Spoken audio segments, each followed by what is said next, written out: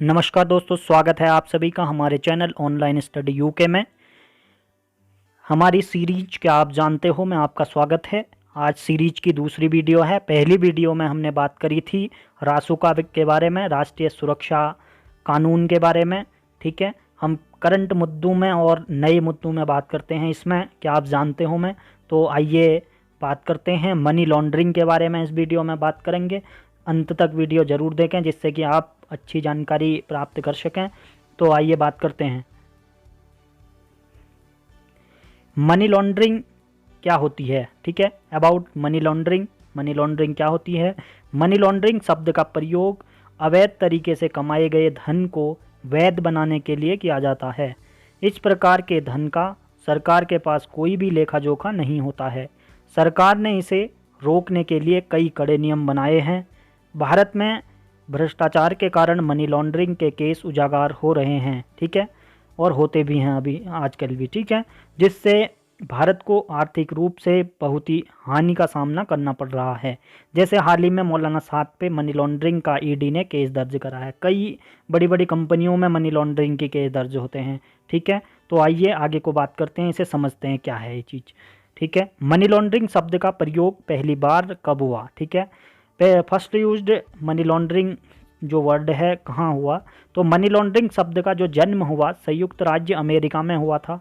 1980 के दशक में संयुक्त राज्य अमेरिका में माफिया अन्य लोगों से जबरन धन वसूली करते थे। ठीक है, जुए हुए के अड्डे वगैरह काफ़ी थे वहाँ पे, पब हब। ठीक है, तो अवैध तरीके से जुआ स्मगलिंग से बहुत अधिक मात्रा में धन को एकत्रित करते थे। अवैध धन को सबसे बहुत ही बड़े स्तर में वैध के रूप में परिवर्तित किया जाने लगा।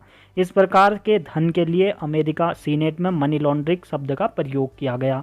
ठीक है, जब डिस्कस हुई तो मनी लॉन्ड्रिंग शब्द का प्रयोग किया गया अमेरिका सीनेट में, और इसकी उत्पत्ति भी यूएसए में ही हुई।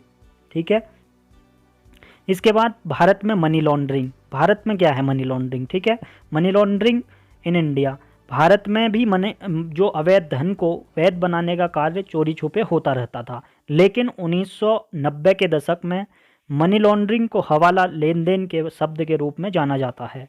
इस समय भारत में कई बड़े नेताओं के नाम हवाला लेन देन के सामने आए थे, जिससे मनी लॉन्ड्रिंग शब्द भारत में प्रचलित रहा। नंबर 2, ठीक है, नंबर 2 का पैसा भी बोलते हैं लोकल लैंग्वेज में।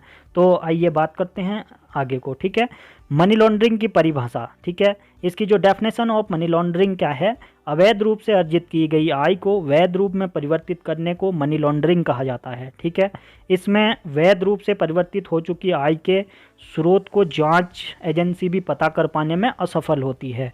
इतनी सफाई से ये वैध किया जाता है कि जांच एजेंसियां भी कभी कभी पता नहीं लगा पाती कि ये नंबर 1 है या नंबर 2। ठीक है, जो व्यक्ति इस प्रकार के अपने अवैध धन को वैध करता है उसे लाउंडर कहते हैं। ठीक है, लाउंडर कहा जाता है उस व्यक्ति को। इसके बाद आगे की बात करते हैं। मनी लॉन्ड्रिंग 3 चरणों में की जाती है। ठीक है, इसके जो 3 स्टेप्स होते हैं वो होते हैं प्लेसमेंट, ठीक है, प्लेसमेंट, लेयरिंग और एकीकरण, इंटीग्रेशन। ठीक है, लेयरिंग, लेइंग और इंटीग्रेशन। ठीक है, इनके बारे में बात करते हैं। प्लेसमेंट जो है, प्लेसमेंट मनी लॉन्ड्रिंग का यह पहला चरण है। इसमें अवैध रूप से अर्जित करने वाला व्यक्ति गलत तरीके से आय को जमा करता है। ठीक है, आगे इकट्ठा करता है पैसा, ऐसे बैंकों में या अदर स्विस बैंक, बाहर स्विट्जरलैंड वगैरह जहाँ नियम वो हैं वहाँ ये पैसे इकट्ठा करता है बैंकों में। फिर इसके बाद लेयरिंग।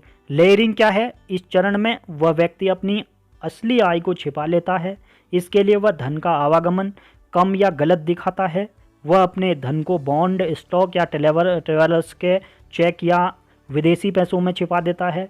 विश्व में कई देश हैं जो मनी लॉन्ड्रिंग के सहयोग करते हैं। ठीक है, मनी लॉन्ड्रिंग में सहयोग करते हैं, लेकिन कुछ ऐसे भी देश हैं जो सहयोग नहीं करते हैं।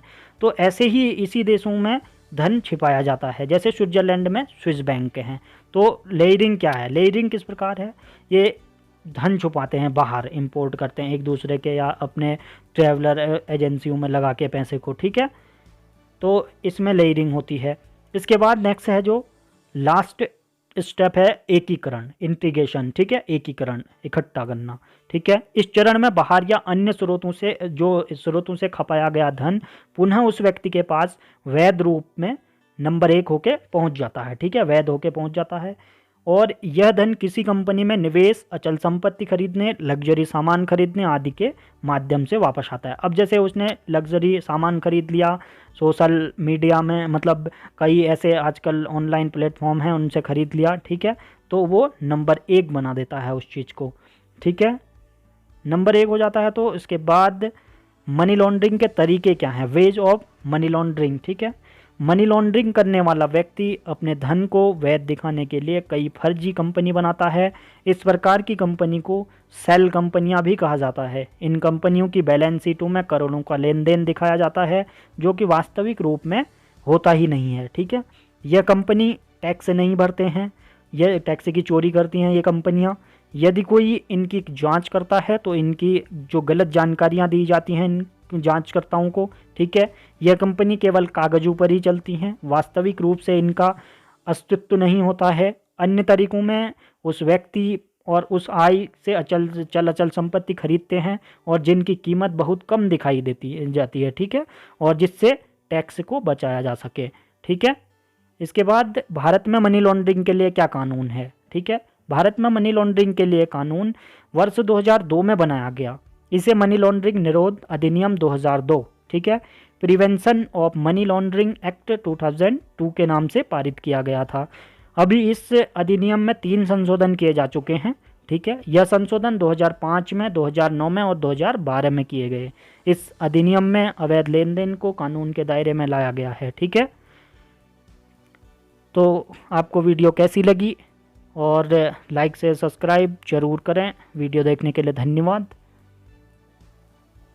मिलते हैं आपको, क्या आपको पता है मैं नेक्स्ट